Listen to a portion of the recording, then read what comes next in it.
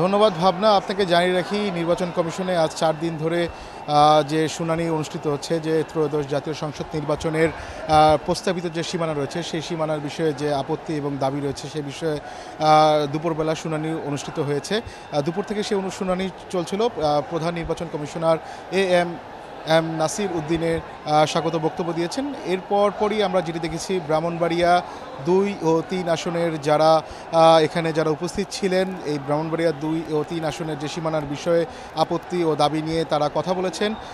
শুরুতে আমরা যেমনটি দেখেছি যে বিএনপি নেত্রী রুমিন ফারহানা তিনি কথা বলেছেন। পরবর্তীতে আমরা দেখেছি যে তিনি কথা বলেছেন মূলত ব্রাহ্মণবাড়িয়া ২ আসন নিয়ে। তিনি যেটি চাচ্ছেন যে ব্রাহ্মণবাড়িয়া ২ আসনের সাথে বিজয়নগর উপজেলার যে ৩টি ইউনিয়ন রয়েছে, সেই ৩টি ইউনিয়ন যাতে যেভাবে যুক্ত করা হয়েছে সেটি যাতে বহাল থাকে।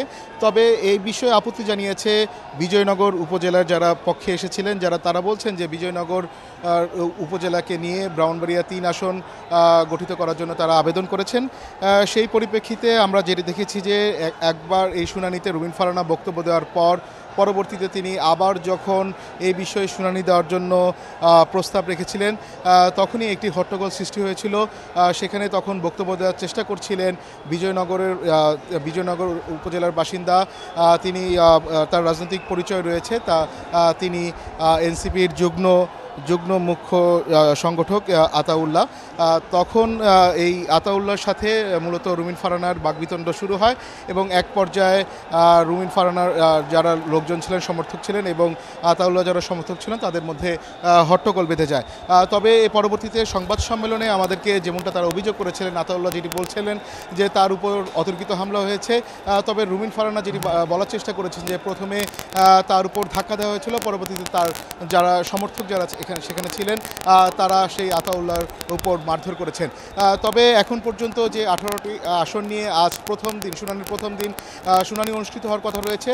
এরই মধ্যে আমরা যেটা দেখেছি, ব্রাহ্মণবাড়িয়ার যে ২-৩ সেই বিষয়ে শুনানি স্থগিত করা হয়েছে। পরবর্তীতে কুমিল্লা ২ এবং এছাড়া নোয়াখালী, ফেনী, চাঁদপুর সহ কয়েকটি জেলার যে 18টি আসন রয়েছে, সেই 18টি আসনের বিষয়ে শুনানি অনুষ্ঠিত হবে। কয়েক ধাপে সেই শুনানি অনুষ্ঠিত হবে।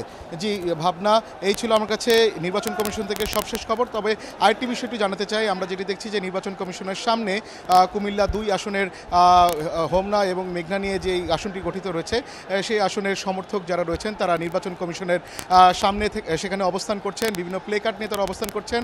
তারা তাদের দাবি দাওয়াগুলো জানানোর চেষ্টা করছেন। বলা চলে নির্বাচন কমিশনে এখন পুরো পরিস্থিতি এখন বলা চলে টানটান উত্তেজনার মধ্যে রয়েছে।